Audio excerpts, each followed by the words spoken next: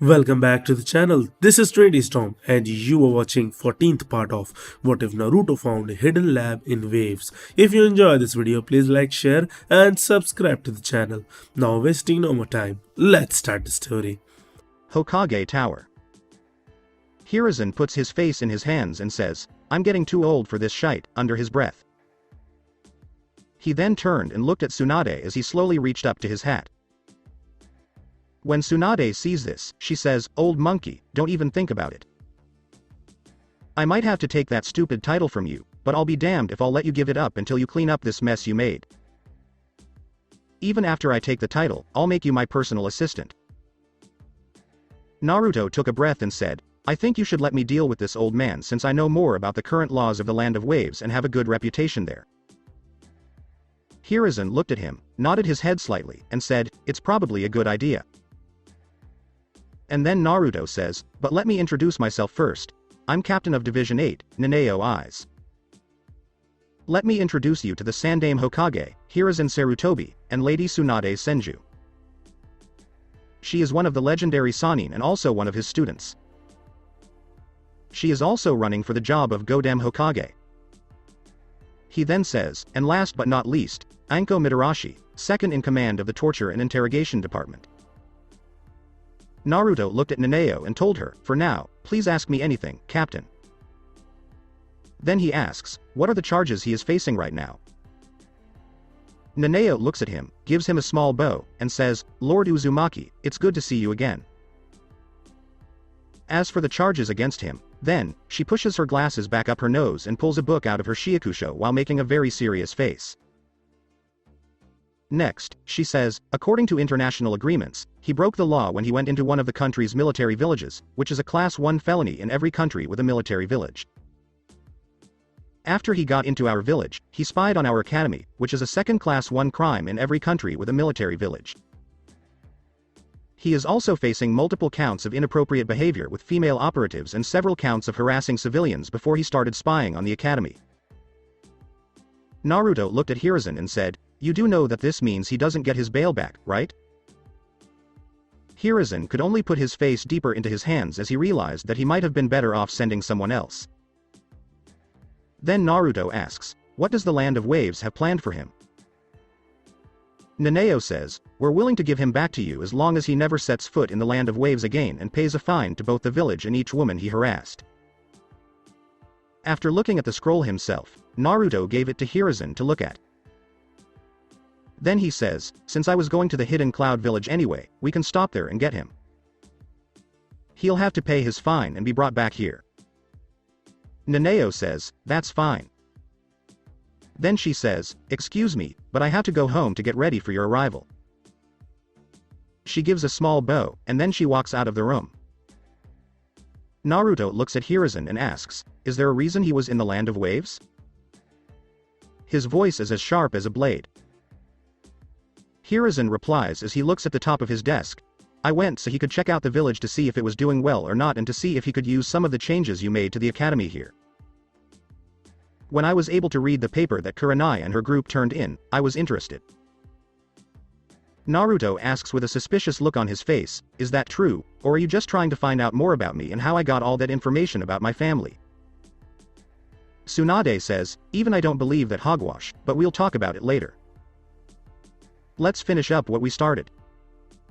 Naruto shakes his head yes and says, "That's right. I will be taking teams 8, 9, and 10, as well as a few others, for different reasons. The first is that I think this could be a good way for the students to learn about how one of the other Great 5 villages works. The second reason is that each JNIN will have a different role to play. Kurenai is a respected kunoichi on Team 8, so I will be able to talk to the kunoichi of the Hidden Cloud about a few seals with the help of her gifts. Team 9's guy will be one of my bodyguards, and Team 10's Asuma, who used to be one of the 12 guardian ninja to the Daime of the Land of Fire, will be able to teach me how to be one myself.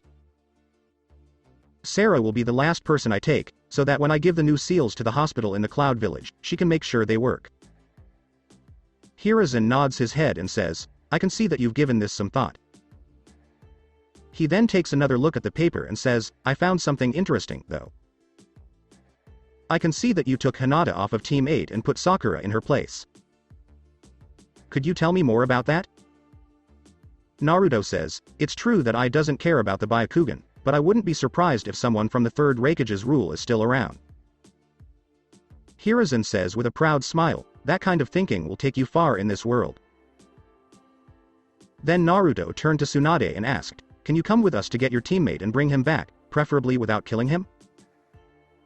Tsunade answers while making a mean face and cracking her knuckles, don't stress out about that. It's not the first time I've had to save his behind. Hiruzen doesn't feel sorry for his former student when he sees how she looks. Then Naruto says, now, if you'll excuse me, I need to go get ready. Around the Hokage tower. As soon as they were outside, he stopped dead in his tracks and a cold shiver ran down his back. He slowly turns his head to the left and sees what looks like a big group of young girls and women. As soon as people see him, they start shouting, Naruto-sama. He runs right away from the crowd that is after him and down the street. Anko looks at Tsunade and says, you found a good place to look at things. I'll go get a bucket of popcorn, which made the older woman smile. This should be funny, she said. Naruto POV. Naruto ran quickly down an alley to get away from them. He came out the other side and came very close to hitting Hinata and Hanabi. When he saw them, he said quickly, you have to help me right away, or they'll get me. They can hear what sounds like a big group of people looking for him and calling his name.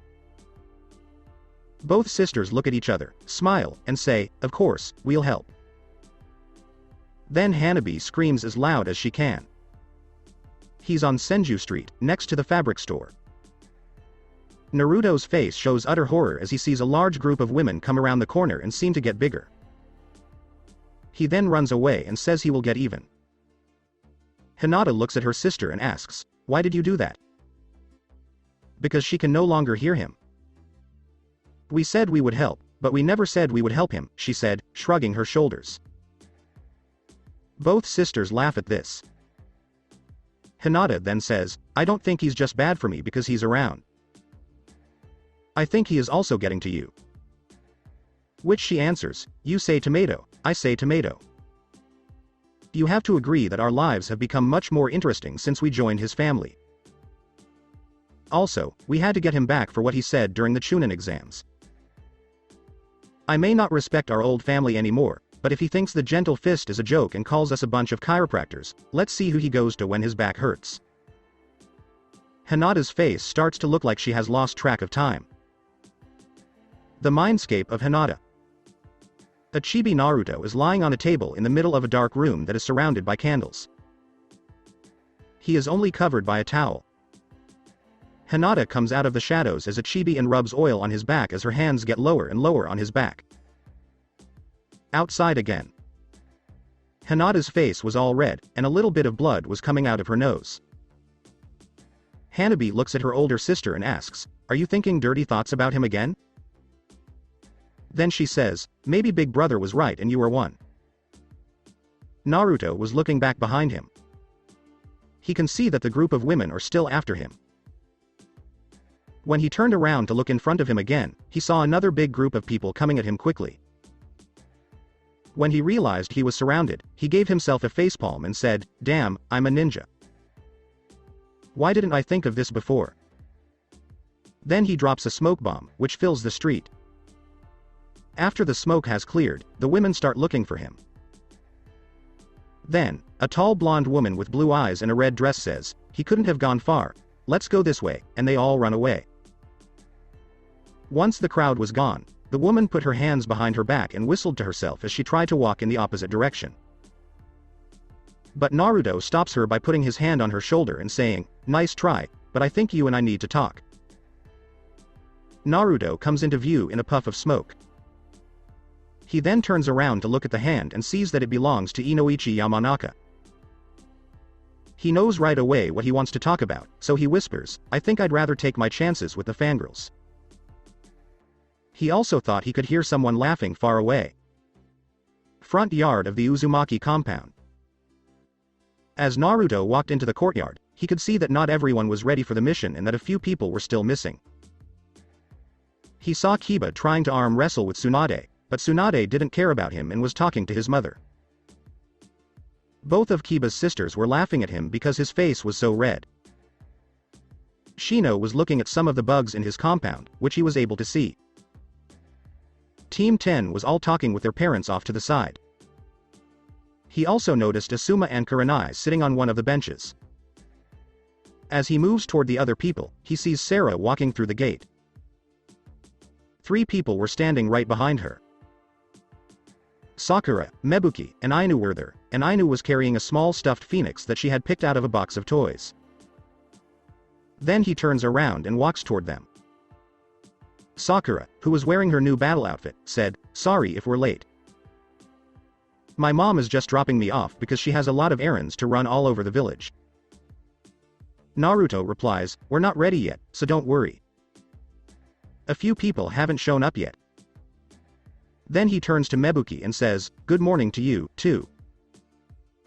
Mebuki smiles and tells her, "The same to you." Then he sees that Ainu is hiding behind her legs in a shy way. He squats down with a sly smile on his face and says, "Ainu-chan, how do you feel today? Are you feeling better?" Sakura says, "You don't have to be shy. Don't you want to give him something, Ainu-chan?" Slowly, Ainu moves out from behind Mebuki's legs as Mebuki pulls a piece of paper out of her purse and hands it to Ainu. Ainu holds up the paper and says in a very shy voice, "I drew you this picture to say thank you."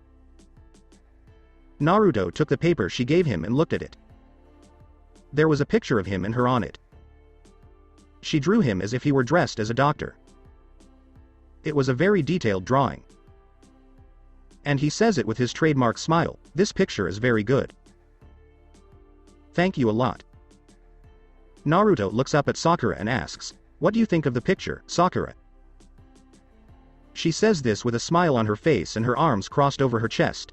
"I think you don't do the picture justice. The guy in the picture is much more handsome."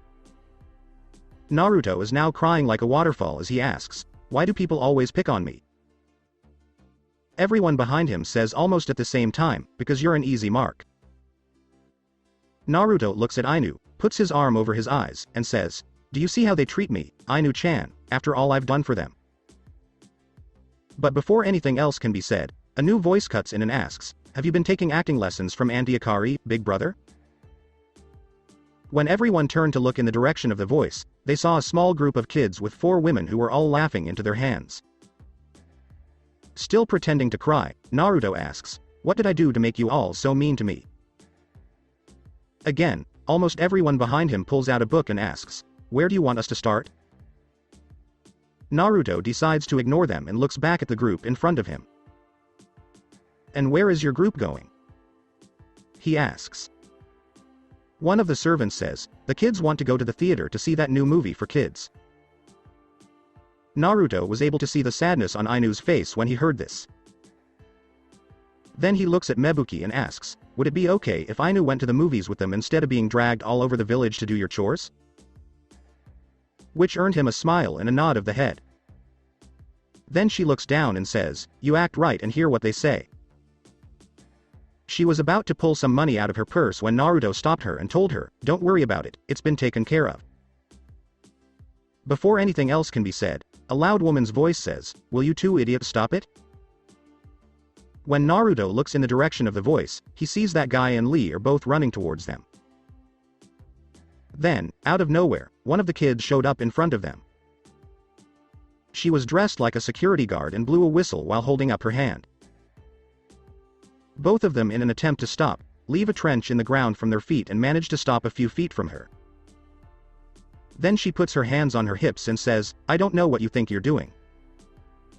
You just did something wrong. In this house, you can't run that fast. You're going to get a ticket from me." Everyone, including both men, is looking at him. He says then, "Don't look at me, she follows the rules very strictly. Even I'm not exempt. Yesterday, I got a ticket for not brushing my teeth first thing in the morning.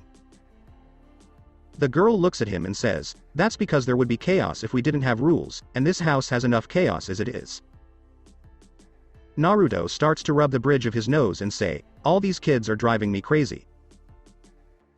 This makes all the adults laugh at him, and each of them thinks the same thing. This is so karma. Tenten was the one who was yelling at them as she chased after them. Naruto looks at Tenten and asks, "Have you been studying the scrolls one gave you?" Tenten says, "Yes, I've been studying the one on the pure flying step, hiring Kaku."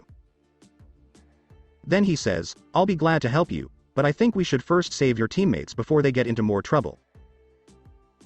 Tenten doesn't miss a chance to take advantage of the situation and says, "That's like saying you can stay out of trouble." It's a work of fiction. Naruto decides not to pay attention to her and tells her, "That's enough, brat. Go away." The girl looks at him, sticks her tongue out at him, and blows a raspberry. Then Naruto says, "Okay, so Kakashi is the only one left." Guy smiled, gave him a thumbs up, and said, "Don't worry, he'll meet us at the front gate because I thought you wouldn't want him in your house." Naruto nods his head and looks around. He sees all the kids, Hinata and Hanabi, and the main house staff. He stands in front of them and says, "Now remember that while I'm gone, Hinata is in charge, and I expect you all to listen to her as much as you would listen to me." Some of the kids say that they aren't even listening to him, which gets them smacks on the head. He then says, "Remember the most important rule if you want to play jokes on me while I'm gone." One of the kids says, "Always have a fall guy." Another says, "No, silly, you always have to have an alibi." A third says, "No, you always have to have blackmail on the person you were pranking so they won't tell on you." One of the boys in the back of the group says, "If you want to prank a girl, always use something shiny or cute." As some of his sisters start to beat him up, one of the girls says, "Push the smallest and slowest person in your group in front of them to make them look away so you can get away if you get caught." Naruto was standing there rubbing his eyes while everyone laughed at him. Then, with a sly grin, he said, "No, you brats, the most important rule is to never get caught." All the boys laugh at Naruto as he walks up to Hinata and gives her a hug and a kiss on the lips. Hinata looks at them, turns on her Byakugan, and makes them all run away. Naruto then kisses Hanabi on the cheek and tells her, "Be good for your big sister and share your life-size plush doll of me that you made and are hiding under your bed." This makes Hanabi's cheeks turn bright red, and she turns around and runs into the house while everyone laughs at her. Naruto looks at Hinata and mutters something, "Let's hope she isn't trying to make one that looks like a real person. You might want to check on her. We wouldn't want a child her age to hurt herself." Hinata replies, "We've already talked about it. She isn't interested in that stuff yet, but I'll watch her to make sure she doesn't do anything she shouldn't." But she is thinking to herself, "How dare she make a doll that is the same size as my Naruto-kun?" The mindscape of Hinata. We can see that Chibi Hinata and Chibi Hanabi are fighting over a life-size Chibi doll. Naruto lets go of the doll suddenly, causing Chibi Hanabi to fall backwards to the ground. Then, Chibi Hinata picks it up quickly and runs away. Normal POV. Hinata looks at Naruto and asks, "How did you know about the doll?" Naruto replies, "I was walking by her room the other night and heard her talking in her sleep. I peeked in, and she was in bed with it, cuddling up to it. I do have a few pictures, which I will give you later." Getting them both to laugh. Naruto is saying goodbye to a few of the other kids when one of the girls walks up to him with a piece of paper. Then she says, "Excuse me, big brother, but could you sign this permission slip for me?" Naruto looks at it and asks, "Why do I have to sign this?" "So I can get my ears pierced," the girl says. Naruto then gets a worried look on his face and asks the moms, "When do girls' ears usually get pierced?" Inoiki replies, "It's usually up to the parents to decide because they usually do it at different ages because it's a rite of passage from being a young girl to a young lady, and the girl in question usually has two. This shows that she can take care of herself. The same is true for high heels." Naruto takes a deep breath. He knows that she is one of the more responsible kids he has adopted. He then looks at the moms and asks, would one of you be willing to take her to make sure she gets it done cleanly and not at one of those places where she could get an infection? Inoki says, I'll take her with me to make sure it's done right. And then Naruto says, I'm grateful. Please make sure she gets something that fits her age and isn't just a big hoop. Inoki nods her head and says, I had to start small, so that's what she's getting. Then Naruto signs the slip of paper and gives it back to her. Before he could do anything else, a second little girl in a soft green dress comes up to him. Her hair reached her shoulders, and the bangs on her left side covered an eye patch. She held an empty glass jar in her hands and spoke in a very quiet, shy voice. I heard that you were going to the Cloud Village in the clouds. Big brother, I was wondering if you could bring me back a cloud. Naruto got down on one knee and said, of course I will. He took the jar and then said, you might have to fight your uncle Shikamaru for it, though, because he might try to take it to float away. This made everyone laugh. Shikamaru reached into his pocket and said, then, with a small smile on his face, he says, you might be right, though. I'd be happy to float away on a cloud.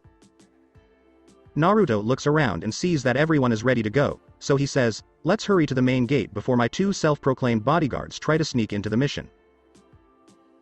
As the group gets ready to leave, Ino walks up to Sakura and says, I don't know what you think you're doing, but I'm not going to let you trick me. You're being nice to Naruto right now, but if you want to hurt him, what I did to you in the flower shop will be nothing compared to what I'll do to you if you try to hurt him.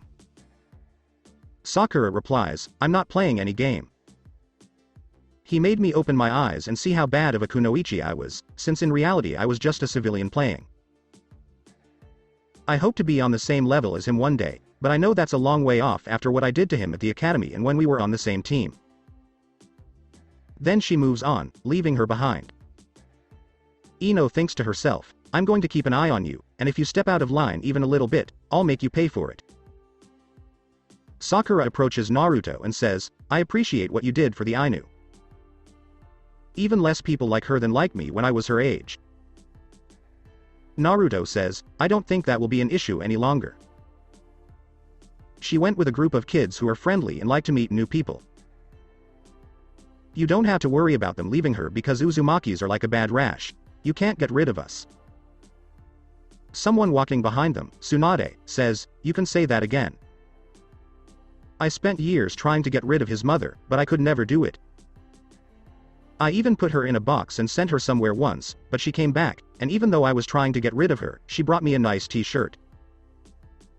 Then Naruto says, I saw that she was still carrying the phoenix stuffed animal she had chosen. Sakura agrees with him and says, since she chose it, she hasn't let it out of her sight. What's weird is that she thinks it's talking to her in her head. She says that it keeps telling her that she's not ready yet, but that her power will come out soon. Then Sakura says, isn't it funny that she thinks a doll could talk to her and have power? Naruto smiles his trademark smile and says, you never know, Sakura. Anything can happen in this world. Front village gates.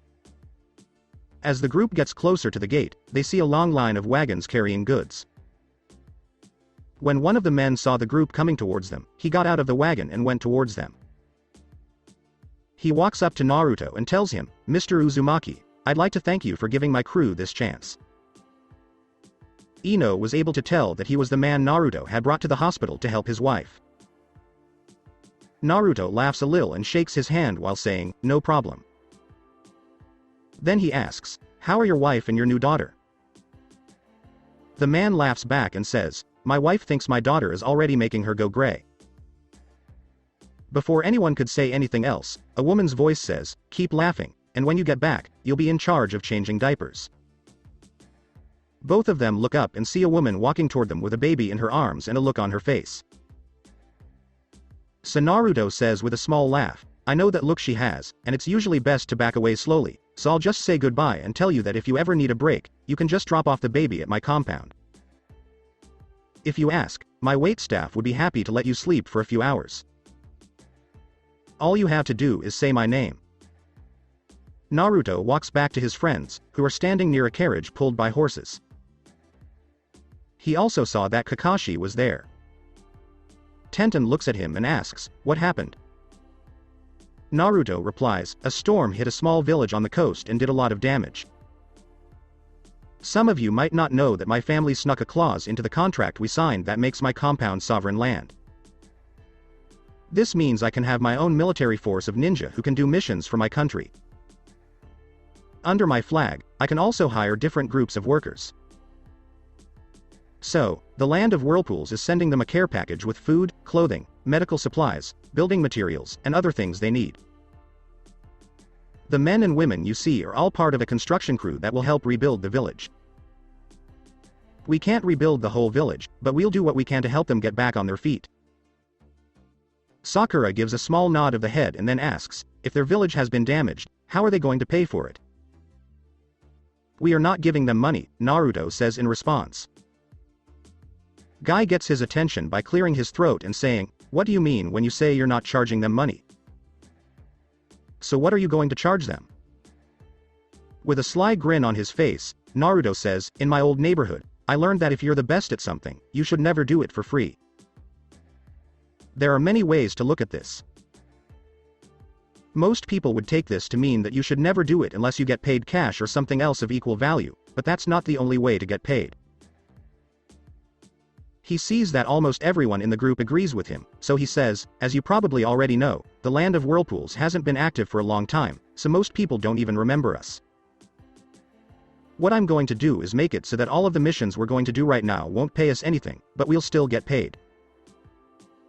This means that if you want to charge money for something, you have to be the best at it and have a lot of customers. This will only happen if you offer your first services for free until you have enough clients to keep your business going. This will be good in the following ways. Free services will bring in a lot of people, so you can get a strong group of early customers. Since you're not doing it for the money, you're not under too much pressure. You can do those jobs for as long as you want, and if you're that good, your customers will start paying you if you make a change like that. No one will miss you if you aren't that good." Asuma rubbed his chin and stroked his beard and said, "I think I understand what he's saying. Since his country is starting over, he needs to find customers first. Instead of charging money for the jobs, he's getting free publicity by giving them away at first. When people see how good they are, they'll want to hire them again and pay them this time." Naruto walks up to the gate booth and sees Kotetsu and Izumo standing where they usually do. Naruto says, "My group is leaving now, but before I go, I want to give you this." As he pulls out a long piece of paper. "In the next few days, a woman from the Hidden Grass Village who is a rogue kunoichi will come here. She will have a copy of this scroll with her. On the scroll, you will see that I have given her the full sanctuary and protection of my country. When she gets there, you should tell Hiruzen right away. He will then have her brought to my compound. If either of you tries to hurt her or put her in jail, you will both end up on my shit list, and you know what happens to people on that list." He made this point clear by letting out a small amount of his killer intent, which made both men sweat and quickly nod their heads. Kakashi then says, "So now you are looking for bad guys. Why should you let her come close to our village? She might be making plans to attack the village for all you know." Kiba says, "He might be correct. How do you know that she won't betray you? If she is a rogue, it's clear that she did something wrong." Crossing his arms, Naruto says, "First of all, I had already thought about that. But there is an old saying that says you shouldn't judge a book by its cover. Not every ninja who goes rogue is evil by nature. They sometimes go against their village because they don't agree with it. For example, the one I just gave the protection of my country to is only a rogue because she didn't do a mission. She told me that she had been told to kill an heir to a family who wasn't even a year old yet because another family wanted the power that the family had and thought that killing the heir would get it. And, unlike the other villages, the Hidden Grass Village's leaders don't put any limits on the kinds of missions they will take. She wrote that she would have done anything for her village, but not something that would get the blood of a child on her hands. I had both Ibiki and Anko look into the story, and they both confirmed that is why she is on the list, because she didn't finish a mission. Almost everyone in the group hangs their heads in shame after he says this, because they were about to make fun of him. Tsunade jumps in and asks, what has she been doing since she turned bad? Naruto says, she didn't say much, but she did say that she's been mostly working as a bodyguard. Tsunade says, then I don't see why I should say anything against it. The people in that village have always caused trouble, and the fact that they are now killing babies is disgusting. Naruto nods his head and says, she contacted me because she was tired of running. She heard about my family being back from what happened at the Chunin exams, and she remembered a story her grandmother told her about how my family was always accepting and willing to give people a second chance. I think we're ready to go now, Naruto says. As he walks toward the carriage and opens the door, he sees Arisu and Saori hiding their faces by bending down. He saw that they were wearing Cheongsam-style dresses, but on their shoulders, they had added small pieces of armor. Both of them look up at him with cheesy smiles and say, hi, big brother. You didn't think you were going to get away that easily, did you? Naruto pinches his nose and asks, how did you two get here? Arisu says with glee, we gave big sister Hinata a big box of cinnamon buns as a bribe. Naruto crosses his arms and asks, what's stopping me from just leaving you here? Saori gives him an envelope with a small smile on her face. Naruto takes the envelope, opens it, and takes out what's inside. It turned out to be a picture of himself sitting at a table with some of his little sisters, wearing a big floppy hat and a big fluffy green scarf and having a tea party. Ino and Tenten laugh out loud as they look at it over his shoulder. Sakura decided to look and said, I don't see what the big deal is. He's obviously playing tea party with his little sisters, and most big brothers wouldn't do that, so that just means he's better than most. Naruto decides to ignore everyone laughing at him and says, fine, you two can come, but only to the land of waves, where you can help Tsunade bring Jiraiya back to the village. Then Naruto asks, are you both wearing the necklaces you're supposed to be wearing? The two girls nod and say, yes, big brother, we know we're not supposed to take them off ever. When he saw that everyone was looking at him, he told them that the necklaces were important. Tsunade walks up to both little girls and says, let me take a look. Arisu and Saori reach under their collars and pull out a necklace. As she looks at them, she can see that the necklaces have both of their names, their blood types, the village they are from, and their birth dates on one of the two discs. On the second disc, there is a list of any health problems, like allergies, that they have. Tsunade and Sarah both ask, do you know how much this information would help us as medics if we knew what it was in a crisis? The two women then decide to make sure that all shinobi have to do this. Naruto then climbs into the carriage while whispering under his breath that his sisters are evil, sneaky, and try to blackmail him. Tsunade and Sarah also get in the carriage, and neither of them tries to hide how funny they look. Before the group could leave, Kakashi, who was looking at his ninja pouch, let out a shout. Then he tries to say that he has to look for his book because it must have fallen out of his bag. He knew he had it when he got to the gate because he remembered putting it away when he saw Hinata come up with the two little girls and help them get into the carriage. She gave him a death glare, so he put it away and went to the store across the street to get a drink. Then he starts looking around on the ground for it. Naruto says, I'm sorry, but we don't have time for you to wander around looking for your lost book, and since I'm paying for this mission, I wouldn't have let you read that garbage in front of my little sisters anyway. All three of the older women in the group look at him and say, he won't be reading that, which is why we're here. Naruto's office is in the Uzumaki compound. Hinata was sitting at her desk with her feet on the desk and a box in front of her. She was eating a big cinnamon bun and looking around to make sure no one was watching. Then she slowly took an orange and a book out of a pouch. When she opens it up to a bookmark, she starts to laugh. She remembers that earlier, when she was helping the girls sneak out to the carriage, she found it on the ground and told herself to hide it because Kurenai would never give it to her. Front village gates. Arisu and Saori also tried to get in, but Naruto shut the door in their faces and told them, I'm sorry, but you're acting as security, so you'll have to walk outside. Arisu puffs out her cheeks like a child and points her finger at both women while asking, what about them? Naruto says, Tsunade is not officially part of this mission, so telling her to get out of my carriage won't get me hit in the head. As for Sarah, she is the team doctor, so it makes sense to make sure she doesn't get too tired from having to walk. Asuma pulls on the horse's reins to get them moving, and as the group leaves, no one notices the person standing on the roof and staring at them with red eyes. The figure then whispers, I don't know how you got so strong, but I'll show you that I'm the best. After walking for a while, Ino bumps Tenten with her right elbow. So, Naruto, are we there yet? She asks with a smile. Naruto gave her an evil look and then pulled down the curtain on the carriage, which made almost everyone in the group laugh at him. A few hours later, it got dark. After stopping for the night to camp, Asuma tells Kakashi and the other boys to go get firewood. Afterward, he looks at Sakura. You and Tenten can start setting up the tents, he told Ino. And you can keep the horses safe. Offer to help her, Arisu. We are both going to do a perimeter check. And then Naruto says, do not fall in love with Arisu the horse.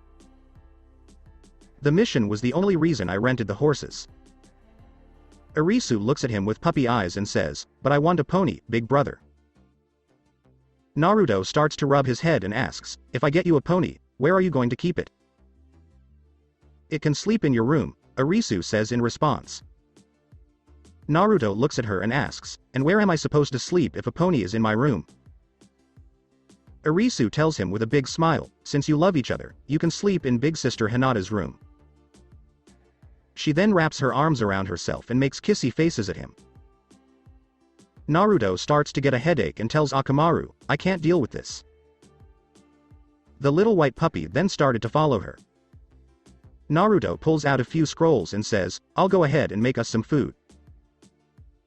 He then opens a few storage seals to find a collapsible tent stake, a camping table, and everything he needs to cook.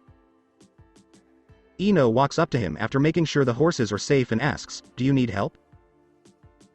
Only for Naruto to shove a soup ladle in her face and say, get away now. After what happened when you were 10 and decided to try something new in the kitchen, you know you shouldn't be near a kitchen. Ino crosses her arms and pouts. It wasn't that bad, she says. He replied, you set fire to water. When everyone still in the camp heard this, they started laughing at her. Having dinner while sitting around the campfire. After Sarah told her a story, Tsunade laughed quietly to herself. Sarah, who was still laughing to herself, says, yes, it still makes me smile to think about how Naruto turned the children's ward into a circus because one of the children's parents had fallen on hard times and would not be able to give her a birthday that year, so she had been crying herself to sleep in the days leading up to her birthday. Naruto says with a small smile, as a volunteer at the hospital, I always thought that laughter was the best medicine. Both women smile and say, you're right some of the time.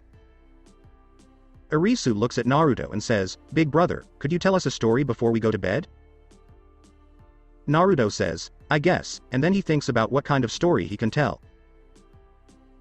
Then he says, okay, this is the story about a princess and a magical fruit. The princess's name was Kaguya Tsutsuki. Then he starts telling the story that the Sage of Six Paths told him. As he finished his story, everyone around the fire was looking at him. He said, so, both of her sons, Hagoromo and Hamura, were able to take some of her powers and strip her of the rest. They then sealed their mother away so she could never hurt anyone again. The moral of the story is that you should never try to get ultimate power because it will corrupt you. And to end the story, Hagoromo, who had sealed the 10 tails inside of himself and become the first Jinchuriki, decided that the power was too great for one person to control. So, after taking care of his mother, he used his yin-yang creation of all things to split the power of the 10 tails into the 9-tailed beasts we know today. He thought of these 9 things he made as his own children, so he gave them his own names. Shukaku, Matabi, Isobu, Sungok, Koku, Seiken, Chimei, Gaiki, and Kurama are in order of how many tails they have. He made sure to leave out some parts of the story because he didn't want certain things to get out. Asuma, who was looking at him in shock, asked the question everyone wanted to know, where did they seal her away? If it happened so long ago, I'm surprised we haven't found the tomb. Naruto says with a small grin, that's the beauty of it. They locked her up in a prison where everyone could see her. He then pointed his finger up, making everyone in the group look up at the full moon. While everyone tried to make sense of what they had learned. Then Tenten says, you said a while ago that you were related to the Sage of Six Paths. How is that possible?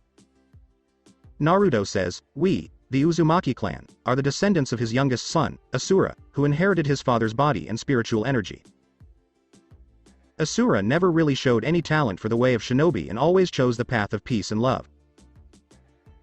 However, his brother, Indra, who inherited his dojutsu and powerful chakra, was seen as a prodigy and used that power, but his belief that peace could only be achieved through power caused a rift in the family. But Hagoromo had to choose a successor before his time was up, so he chose his youngest Asura to carry on his wish for peace before he died. Which, of course, made his older brother very angry, and since then, the two families have hated each other. Sakura asks, you said you were a descendant of the youngest son. Are there still any descendants of the older son? Naruto looks down and says, yes, there are still two descendants. Sasuke and Itachi are the only ones left from that branch of the family. He then says, I think these two should go to bed now. He then looks at Sakura and says, if I'm not mistaken, you got the short end of the stick and are the first one on guard duty. He then pulls a book out of his pocket and gives it to her. This is a brief overview of medical ninjutsu. I never understood why Kakashi didn't use the fact that you could remember almost everything you read and had almost perfect chakra control during the Land of Waves mission, when you were able to do the tree climbing exercise almost on your first try. Tsunade looks up at Kakashi, who was sitting on a tree branch and not eating any of the food that Naruto had made, and says, that's something you and I will talk about once I take the hat. Sakura says, thanks, I'll try to learn from it. Naruto says, this ninja art is thought to be one of the hardest because you need to have good chakra control, be smarter than average, and know a lot about medicine to use it to heal without making things worse. It's one reason why people think medical ninjas are some of the most dangerous people around. He makes a small joke and says, because they know not only how to put you back together, but also how to take you apart in the best way. So that both of the medical ninjas smiled at him and said at the same time, you can say that again. The next morning, as they got closer to the Land of Waves, Naruto looks out the carriage window and tells Kurenai, you might want to talk to Kiba about some rules in the village we're going to. Kurenai nods her head and walks next to her student, telling him that he can't look at women like he usually does because he won't be allowed to do it this time. The Great Naruto Bridge entrance. Soifun was standing at the entrance to the bridge with a dozen other people who were all dressed in black from head to toe. Soifun takes a step forward and says, tell me who you are and why you're here. Asuma says, greetings, I am Asuma Sarutobi. The daimyo of the Land of Whirlpools is being taken to the Land of Lightning by me and my group. But we heard that you had taken someone prisoner, so we're here to get him back before we leave.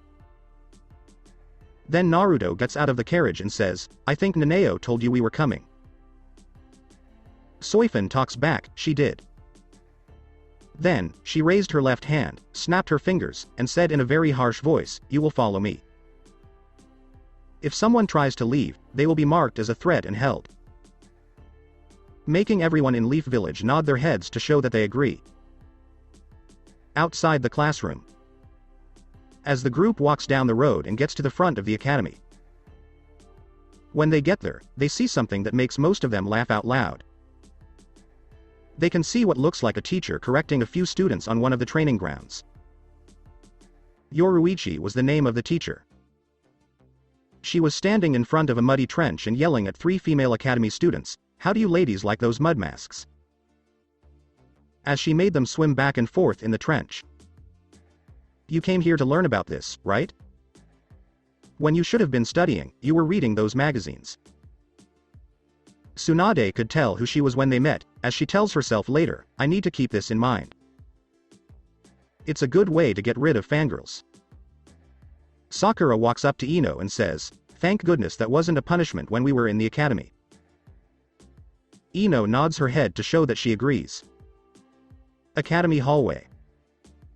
As the group moved toward the holding cells, Naruto told those who had never been to the academy everything he knew about it. He had just finished talking about one of the classes when he saw Kaori, another student at the academy, come running around the corner and crash into Sarah, knocking her down and scattering the papers she was carrying. Sarah, who didn't fall, looks at her and asks, "Are you going to be alright?" Kaori replies, "Yeah, I'll be okay. I'm sorry I ran into you. I'm going to be late to one of my classes," as she starts to get her papers together. Sarah reaches down and picks up one of the papers. When she looks at it, she sees a picture of a hand with each bone's name written on the wrist. As she gave it back to her, she said, "You missed one bone. There are 27 bones, not 26. Kaori looks at it and says, "I knew I had forgotten one. Thank you." She added it to the drawing quickly. "So, you want to join the 4th division, huh?" says Tsunade with a small smile. Kaori puts her arms together and says, "Because of my stupid boyfriend, Inari, I had no choice. He's going to join one of the heavy assault divisions, where the main thing they do for fun is beat each other up, and it's up to me to put his sorry butt back together." Most of the people in the group laughed at her. Cells for holding. Jiraiya was sitting in his cell with his back against the bars. He was trying to figure out how he got himself into this mess and how they were able to find him. He was a master of sneaking around, so he shouldn't have been found so quickly. He stopped thinking when he heard the door behind him open. He let out a breath and was about to turn around when he heard the sound of knuckles cracking in a voice that made his blood run cold say, "Hello, Jiraiya." Cells for holding. Jiraiya gets up slowly and turns around. When he does, he sees his old teammate Tsunade. Jiraiya puts on his stupid grin and says, "Hey, Tsunadeheim, it's funny to see you here." He doesn't care about the atmosphere at all. "Are you here to see your partner?" Tsunade looks to her right and sees a desk where 2 people are hiding.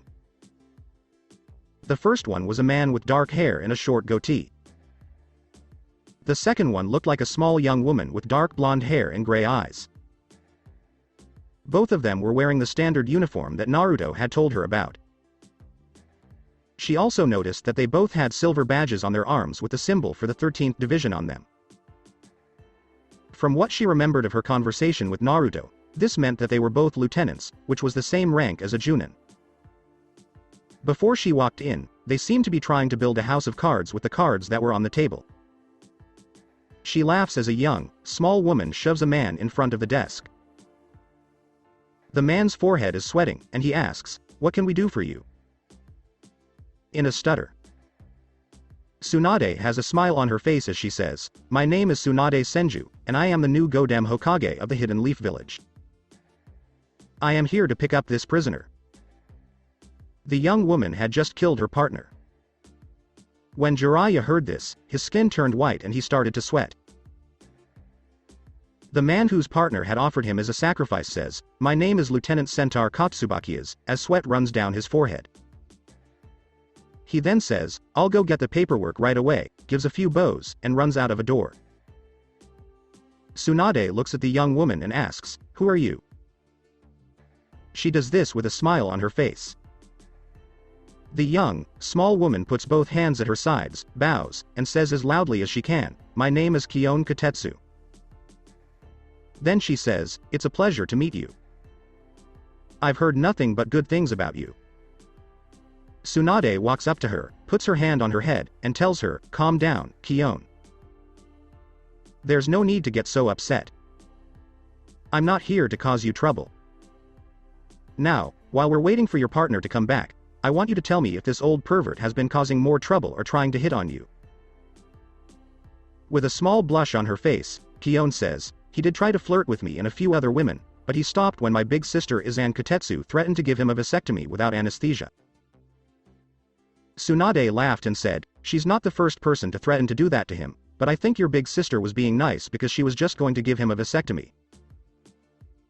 When Naruto made a joke about using her son to pick up women, his mother Kushina chased him around the village with hedge clippers and threatened to cut it all off. With a bit of a blush on her face, Kion asks, "Did Naruto-sama come with you?" Tsunade laughed a little and asked, "Do I see a blush? Are you interested in him?"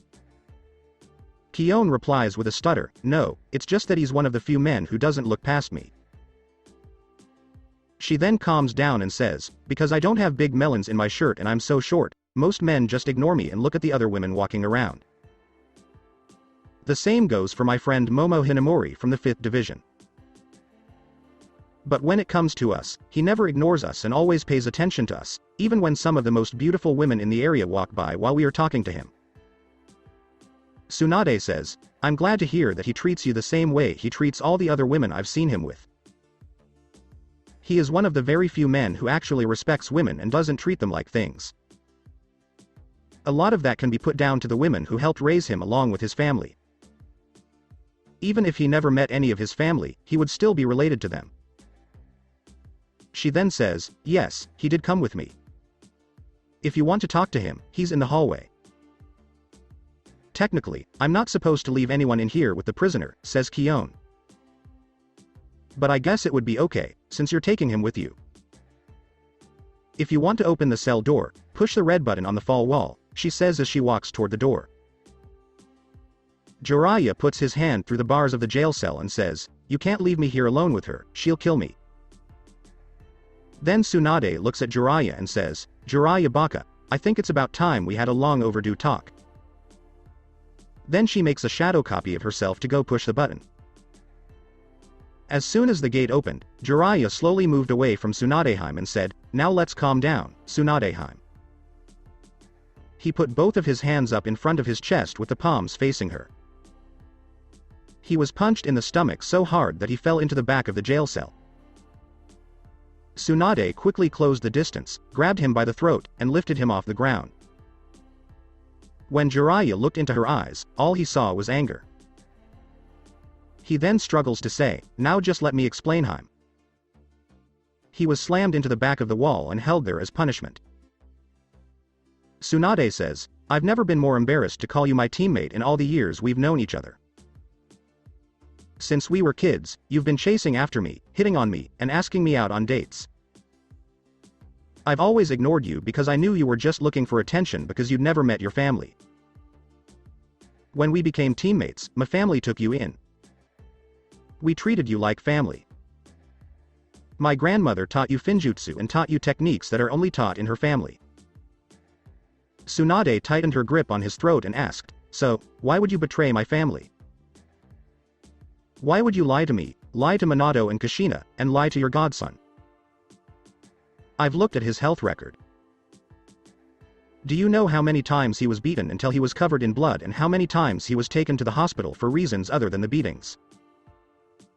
There were times when they realized that beating him wasn't working, so they tried something new. They stabbed, cut, and even set him on fire. One time, they put so many drugs and alcohol down his throat that I'm surprised he didn't overdose." Jiraiya looks at her and says, "I know the kid didn't have the best life. I had my agents watch him as much as they could and stop as many of the beatings as they could. This was as far as he got, though, because she slammed his throat against the back wall again." Her face turned redder, and she whispered, "You knew it was happening and you did nothing." In the corridor, Naruto was explaining how the academy worked to people who had never been there before. He was in the middle of talking when he heard laughter coming from the side. When he turned his head, he could see Sakura, Ino, and Tenten all looking at the book on medical ninjutsu that he had given her the night before. He says, "You three are looking at male genitalia, aren't you?" With a blank look on his face. All three girls' faces turned bright red as Sakura quickly put the book behind her back and said, "No." Kiba starts to laugh and says, "And you're the ones who called us men perverts for looking at women. Now you're standing there looking at dirty pictures in front of us." The other people in the group start to laugh at the three girls, whose faces turn even redder. But they stop laughing when a strong man says, "What's going on here?" The voice came from right behind Kakashi, so he turned around to see who it was. He saw a waist, which made the rest of the group look up to see the tallest man they had ever seen. The man in front of them was about 8 feet and 9 inches tall. I made him taller because some of Choji's family members are tall. He was wearing a white haori and a black set of standard shiakusho and waraji sandals. On his left side, he had a sword. One of the most noticeable things about him was his hair, which had 11 spikes with what looked like small red bells on them. He also had an eye patch over his right eye. Kiba was the first to say, "What in the hell did you eat to get so big?" This was the thought that everyone in the group had at the same time. Naruto took a deep breath and then said, "Let me introduce you all to Kenpachi Zaraki. He is the commander of the 11th Division." Kenpachi gave the group a bloodthirsty grin and then said, "If any of you ever want to fight, you can come to the 11th Division. We're always looking for tough opponents to fight." Before anyone could take him up on the offer, Naruto spoke up. He knew that Guy, Lee, and Kiba would not hesitate to test their strength, so he asked, "How was the fighting in the war in Kiri? Its other name is Bloody Mist Village, so I bet you felt right at home there." Kenpachi looks at Naruto and says, "I'm going to have to buy you a drink one of these days. I haven't been in such a good fight in a long time. Most of those annoying little flies that kept trying to bite me were annoying." The fun didn't start until that big, bad, three-tailed turtle showed up. When they heard this, all of the Junin's stomachs dropped. This man in front of them was able to fight Yagura when he was in full-tailed beast mode. When he said something about facing one of the tailed beasts as if it were a game, they and most of the other students suddenly didn't want to fight this man. Everyone except Kiba. He was about to accept the offer to fight when both Ino and Sakura put their hands on his head. Both of them were putting their hands over his mouth to keep him quiet and hissing at him to be quiet and stop acting like an even bigger idiot than Naruto usually does. Naruto says, "I'm sorry, Kenpachi, but I'll have to decline your offer to fight. I have a job to do right now." Kenpachi just shrugged his shoulders and said, "Well, you know where the barracks are if you ever feel like doing it." When they heard a little girl say, "Kenny, are you ready to go get lunch?" Everyone in the group turned left. "I just need to take this to the detention center." As the group looked down the hall, they saw a little girl with pink hair and a black shiakush dragging a boy by his ankle while he kicked and screamed, asking to be let go and saying he was sorry. The girl with pink hair almost ran down the hallway when she saw Naruto, even though she was still holding on to the boy's ankle. She then jumps into the air and wraps her arms around his neck, swinging back and forth while saying, "Whiskers-chan, you're back," and rubbing her cheek against his whiskers. When she tried to get off of him, Ino and the other women in the group, who knew that he hated it when women did this, started to laugh. When his ankle was let go, the boy tried to slowly crawl away without being seen, but someone put a foot on his back. When he turned his head to look at the person with the foot, he saw that it was an older girl with pink hair who was grinning evilly. Naruto says to Yachiru, "What have I told you about doing that?" After he finally gets the little girl off of him and puts her on the ground. Yachiru looks up at him and says, "I know you told me not to, but I can't help it. Your whiskers are adorable." Ino walks up to him, puts her arm around him, and says, "You're right." She uses her other hand to point out that he is right.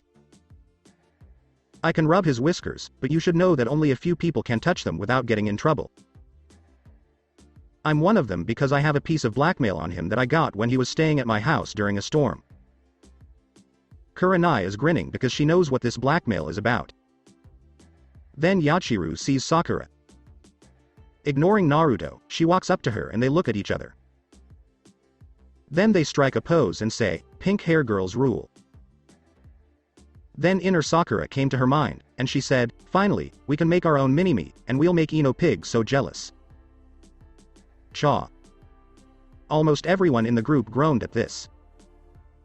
Before anyone else could say anything, Kenpachi said, "Since I'm not going to get a fight, let's get out of here, Yachiru."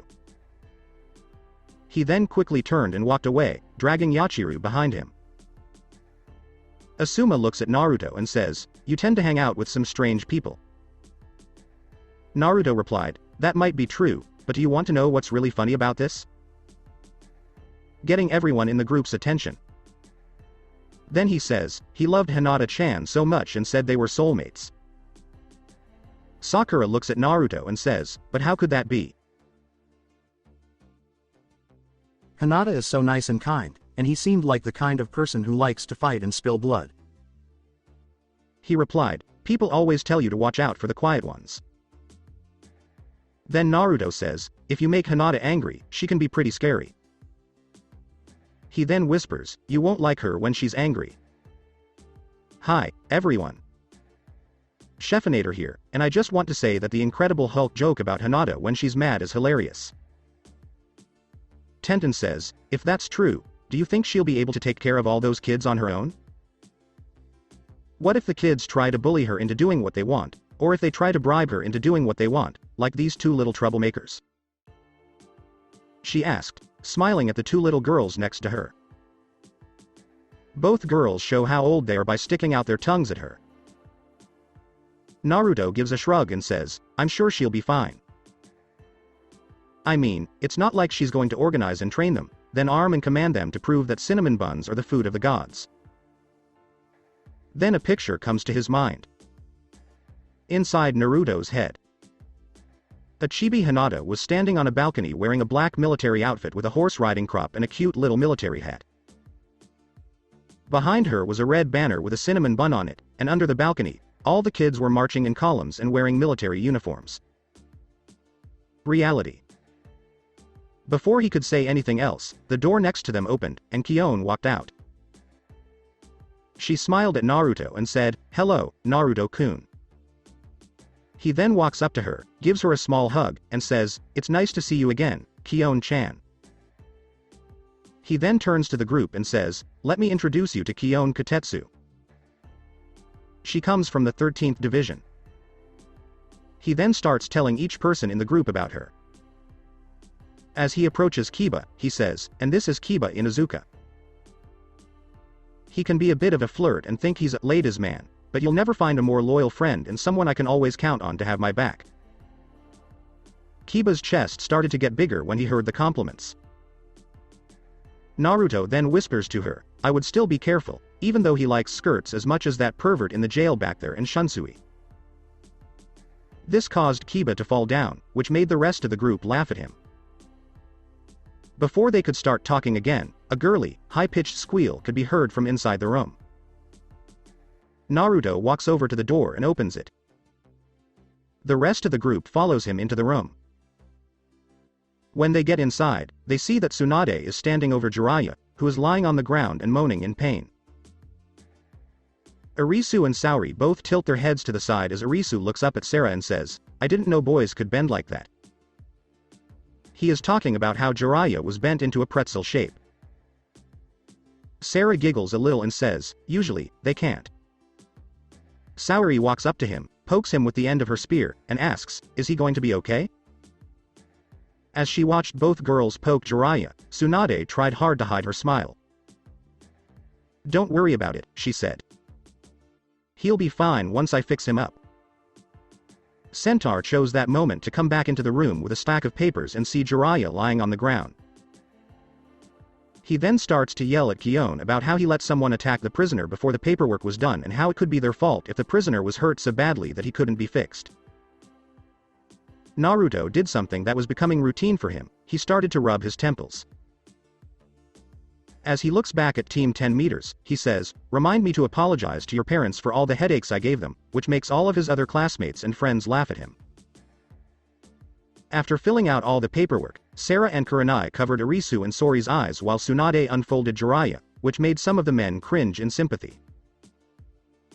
Tsunade then says, now I want to finish my tour of this building to see if there is anything else I want to add to the academy when I become the new Hokage. She tells Kakashi, you, Arisu, and Saori are to stay in this room and watch over the prisoner. Then, she says, and Saori, you will be in charge, with a wicked smile. Making the little girl puff up her chest, stand at attention, and say, it will be my honor, ma'am. Then, Tsunade turns to Naruto and says, see? This is how you should act around a person in charge. You could learn a thing or two from her. Naruto said, yeah, while flapping his hand like a duck. She's only doing it because she wants to be liked by people in power. She does this with all of her aunts, but she doesn't pay any attention to me, even though I gave her a place to live in a family. Both Ino and Tenten hit him on the head with their fists, knocking him to the ground while shouting, "Stop trying to make her feel guilty, and have some respect for Lady Tsunade."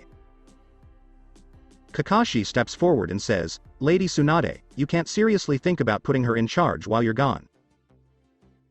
She is just a child, while I am an adult with years of experience." Tsunade looks at Kakashi and asks, "Are you doubting what your new Hokage Genin tells you to do?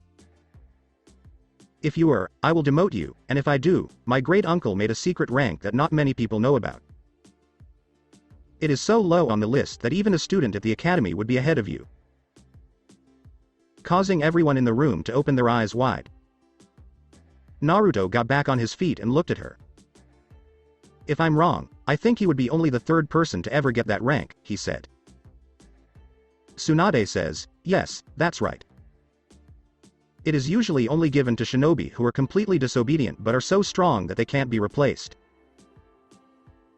As the group heads back to the academy, they can hear Saori say, "Okay, Hitaki, go stand in that corner as a guard, and don't slouch or lean against the wall." Hallway on the 3rd floor. Naruto kept showing them around the academy. He had already shown them a few of the classrooms. "And this is Sister's Hall," he says as he stops in front of one of the doors. Ino says, "I'll take them inside and show them around because I've been there before." As she leads Tenten, Tsunade, and Sarah into the room, Kurenai follows them in. Kiba was about to walk up to the door and go in when he heard Naruto say, "If I were you, I wouldn't do that." Seeing that the other men were looking at him, he said, "As the name suggests, Sister's Hall means just that. Only sisters and women can go. They can go there to relax and not have to worry about men bothering them all the time, like when they go to a bar. If a man goes in there without being invited, they can punish him in whatever way they want. There are some exceptions, though.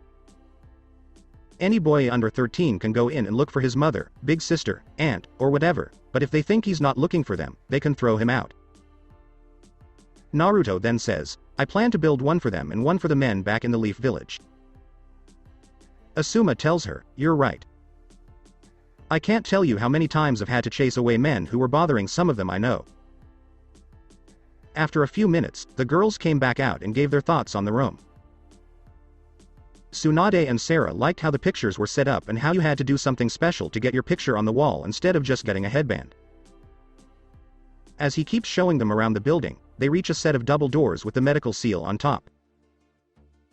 He looks back at the group with hardened eyes and says, "We're about to go into the medical wing. I'll only say this once. There will be no playing around in this area, like running around, screaming, or messing with the equipment." Sakura whispers to Ino, "I know I just found out he's trained as a doctor, but I've never seen him this serious about anything." Ino says, "That's one of the things you need to know about him. He liked to play jokes all over the village, but he never went to the hospital. He made sure that none of his jokes happened near the hospital." Tsunade could hear them, so she looked at Sarah, who nodded and said, "That's very true. But I should also say that this is coming from the boy I could never get to stay in the hospital for more than a day." Naruto looks at her with narrowed eyes and says, "Well, if you served something that tasted better than prison food." "The only food I've ever had that tasted worse than it looked was something that both Ino and Hana made. Both of their cooking could be considered a biological war crime." Tsunade says to Naruto, "After hearing all about your cooking and tasting it myself, maybe I'll just move you to the kitchen staff." Naruto replies, "And that would be your first stupid mistake as Hokage." He then says, "My cooking is so good that people would hurt themselves on purpose just to eat it. And also, if you did," he adds, "I will release pictures of what you really look like underneath that transformation, or pictures of you when you were a genin and your nickname was flat as a board Tsunade." This made everyone in the group laugh.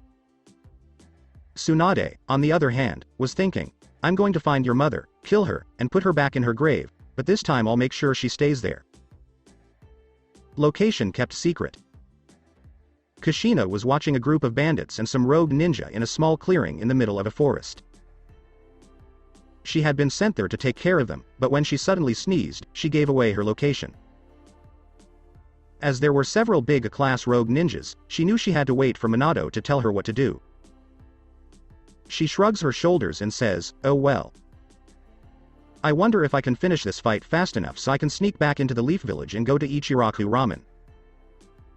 She then says, "That is if my lifetime ban isn't still active." Old man Tucci sure knows how to hold a grudge. Just because I broke into their restaurant in the middle of the night and ate all of their stock, but damn it, I was pregnant and hungry. When Minato hears what his wife says, he shakes his head and says, "One of these days, I'm going to have those Uzumakis tested." He still remembers when he got the call that there was a break-in and found his pregnant wife lying on the floor with a soup pot on her head and a big belly. Back in the classroom, Sakura looks at Naruto and asks, why would pictures of her back when she was a genin be embarrassing? Naruto quickly used the transformation technique. He did so with his usual sly grin. He disappeared in a puff of smoke, revealing a young-looking Tsunade that his mother had shown him. As he stood next to Ino, Sakura, and Tenten, all three girls looked at her flat chest and then at Tsunade as an adult, thinking the same thing. How in the hell did these things change into those? But before any of the other girls could ask her, Tsunade already had Naruto in her hands and was trying to choke him. Classroom for doctors. After they got Naruto away from Tsunade, they slowly made their way to the back of the classroom just as class was starting. A young woman with grayish-silver hair that Naruto knew to be Izan can be seen by the group. She then says, "Good morning, class. Today we're going to work on one of your most basic skills that you'll need as a medic."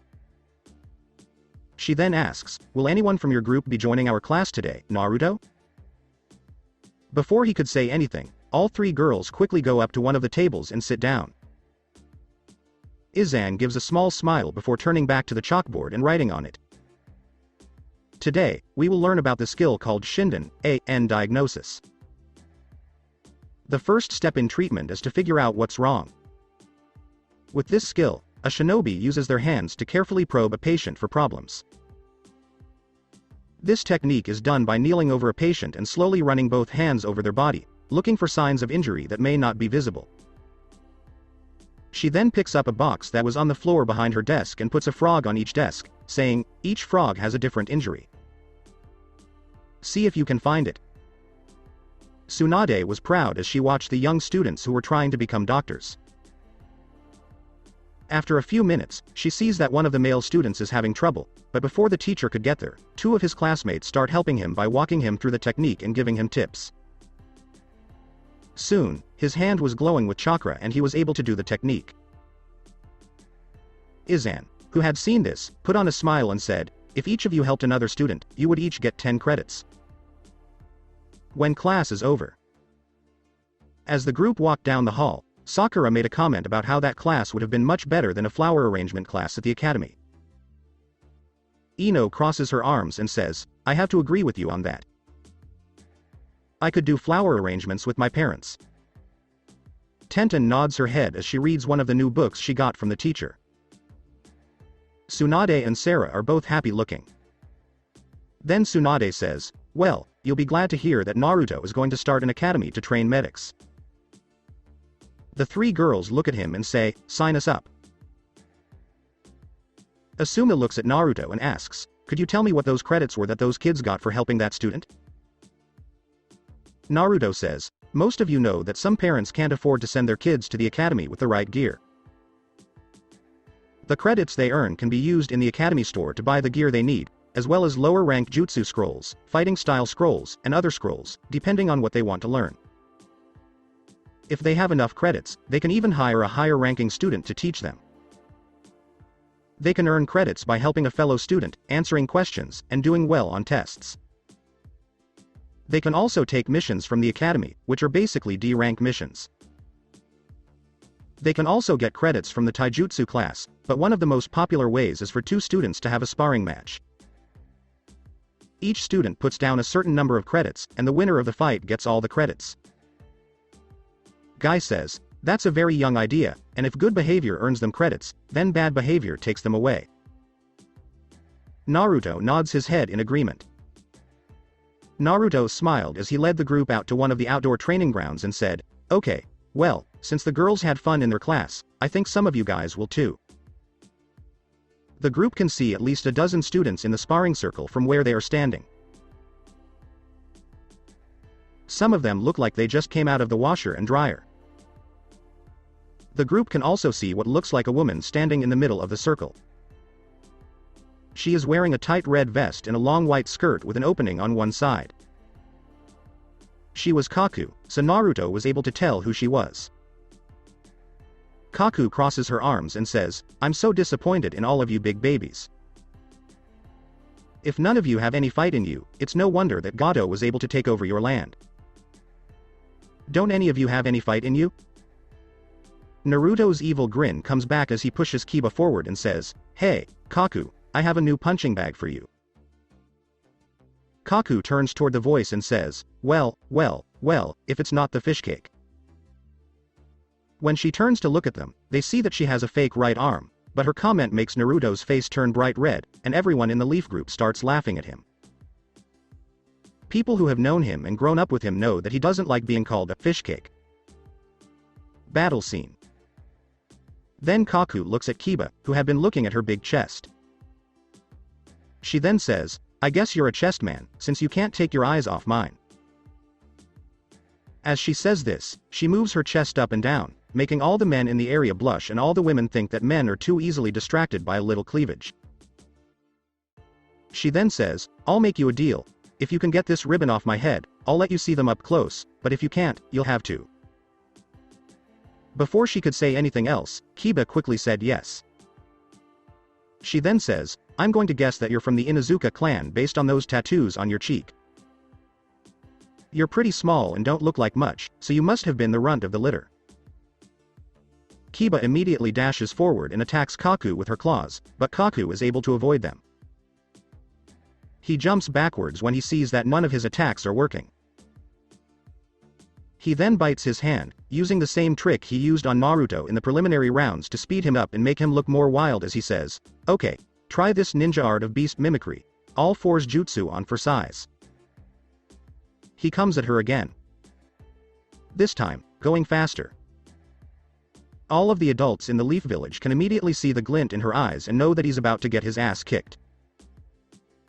Kurenai thinks to herself, how many times have your mom and I told you not to let your anger get the best of you?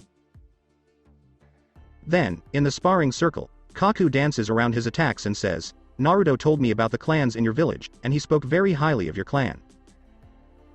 I was actually interested in fighting someone from your clan, but you are nothing but a brawler. Your style is as bad as some of those drunks from the bars. He continues, you need to learn how to focus your attacks and focus less on wild swipes, and you need to stop acting like a. But that isn't always the case, because brains and ingenuity will usually always beat power given enough time. Just look at Naruto. It's his creative mind that makes him such a dangerous opponent. Even in the middle of a battle, he still uses his ingenuity to come up with the most unorthodox plans to take down his enemy, and the enemy usually falls for it because no one would ever think to use it. She then takes a battle stance and says, now you need to get ready, because I'm going to take you back to obedience school. Kaku then reaches into a pouch on her back as if she were going to grab a weapon. Kiba gets his claws ready to fight back when he sees this, but instead of a weapon, she pulls out a rolled-up magazine. Kiba goes after her again. He swipes at her chest with his right claw, making a small hole in her shirt and exposing her breasts. Then he jumps back, grinning like an Inuzuka. Kaku looks at her torn shirt and sighs. Then she shrugged her shoulders, grabbed it, and ripped it off completely, which made almost every man in the area red in the face. She then crosses her arms and says, let me guess, you thought ruining my shirt would make me feel embarrassed and try to cover my chest. Well, I'm sorry to disappoint you, but I think modesty has no place on a battlefield. If I let a little bit of nudity get in the way of a battle, I could die. Out of the way. Ino, Sakura, and Tenten's faces turned red as they thought, how can she stand there without a shirt on in front of all these men? But they look at Tsunade when she says, she has a good point, and you girls would do well to remember that. Back on the stage. But before Kiba could get a good look at her, she seemed to disappear and then reappear in front of him. She then hit him on the head and said, "Bad dog." This made him stop moving out of shame. Then Kaku uses a leg sweep on him, making him fall on his bottom as she says, "Sit." She then goes for an axe kick and quickly brings her leg down while saying, "Roll over," to avoid the attack, which Kiba does quickly. Kiba says, "Okay, let's get serious," and gives his partner one of his food pills, just like he did with Naruto in the last round.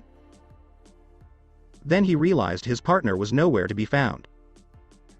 As he looks for Akamaru to help, he sees him surrounded by other women who are rubbing his belly.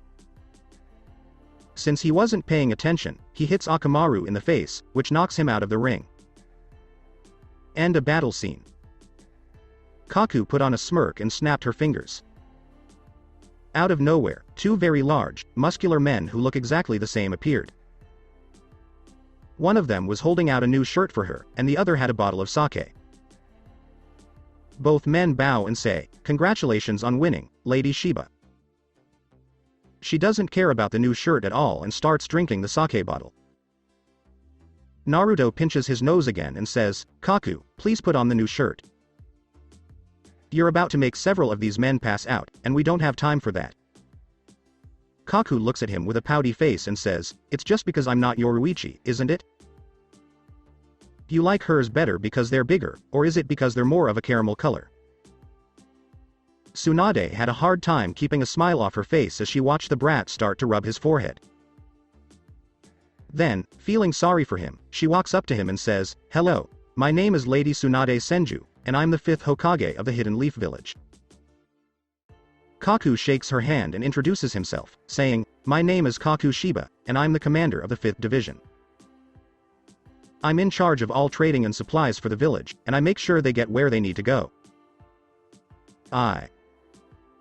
Naruto says, "Sorry to interrupt, but I have to finish giving the tour." Kaku shrugs her shoulders and says, "That's fine, I'm going to play with my new toy for a while." "How long do I have to play with him?" Naruto looks at his watch and says, "About 2 hours. Kaku turns around and starts to walk back towards Kiba, grabbing him by the back of his jacket as he was still on the floor. Kiba says, "What are you talking about? I never agreed to that." Kaku says, "Yes, you did. When we made the bet, if you had let me finish my sentence, you would have known, but you rushed in head first and didn't pay attention." Kiba yells for Akamaru to help, but when he looks, he sees that his partner is already in Ino's arms, waving his paw and making a few small barks that only he and Naruto could understand as, "You're on your own, I'm fine here." He then buries his head in Ino's chest. Naruto gives Akamaru an angry look and tells him, "Keep your paws where I can see them, or I'll show Nariko how to make my special itching powder bombs," which makes the puppy whine in protest. Sakura then says, "Is Kiba going to be okay?" Naruto just laughed a little and said, "It'll be fine. She'll just have him massage her, and if he touches her too much, she's strong enough to handle it." Shikamaru says, "I don't think that's what she meant. I think she meant, is he going to be okay with her?" The way she was looking at him reminded me of when you put a rump roast in front of Choji's family and how she was flirting with you earlier. Tenten looks at Naruto and asks, "Do you mean that she is?" Naruto says, "That's just how she is. Neither Kiba nor I are her type. In fact, none of the men in this group are her type." Naruto cut her off and said, "That has nothing to do with us." The older women in the group nodded in agreement. Tsunade looks at him and asks, "Why hasn't she gotten that chemical you used on Shizune or had Hinata fix her right arm?" Naruto looks sad and says, "I'll tell you, but don't tell anyone else." He then says, "One thing you should know about her is that she likes to make fireworks. When she was younger, she was impulsive and always made bigger ones. Then one day, she left her lab open and her younger brother, who looked up to her, walked in and tried to make his own fireworks to impress his big sister. She had just come back when he was about to light it. She knew he would mess it up, so she pushed him out of the way. As she had predicted, it didn't go off, but instead exploded, breaking her arm. Asuma and Tsunade both lost younger siblings, so they know what he means. Tsunade was the one who said, so she won't get it fixed because she blames herself for what she almost lost and keeps it as a reminder to always do better. Before Naruto could say anything, a flying green blur hit him and knocked both of them to the ground. The group can see that it is a teenage girl with green hair and dark skin once they stop rolling around on the ground. Everyone else in the group was laughing at him, but Ino, Tenten, and Sakura had their arms around their stomachs and were laughing at him. Once Naruto's head stopped spinning, he looked up at Fu, who was on top of him, and said, "Hello, Fu." Fu was happy as she hugged the person she thought of as her first friend. Then Naruto says, "Fu, could you please get up and off of me?" After getting up, he looks at the group and says, "Let me introduce you to Fu," who had been hiding behind his back out of shyness. As he looks at her, he says, "It's okay, Fu. These are all my friends. I'm sure they'll be friends to you too, and they won't judge you because of what you contain. They know what's inside of me, and they've never made fun of me for it, but they still want to be my friends." Ino walks up, offers her hand, and says, "That's right, I'm Ino. I'm one of Naruto's girlfriends, and he told me all about you." Soon after everyone else introduces themselves, Fu says, "I have to go now. I kind of snuck out when I wasn't supposed to," and runs away. Naruto sees her running back to the academy and says, "I'm glad she's finally doing well for herself." Tsunade looks at him and says, "From what you told me about your month of training here, I'm going to assume that she is the Seven Tails Jinchuriki." Naruto nods his head and says, "Yes, and she is one of the reasons I can't go to the hidden waterfall village. I can't promise you that I won't destroy it because of what they did to her, like not letting her live in the village but instead in the woods and not letting her take all of the classes at the academy. When I found her, she didn't even know how to use the kunoichi jutsu that they are supposed to learn." Naruto looks at Sarah and says, "Thanks for teaching me those. Even though I didn't need them, I was able to teach Fu how to use them correctly."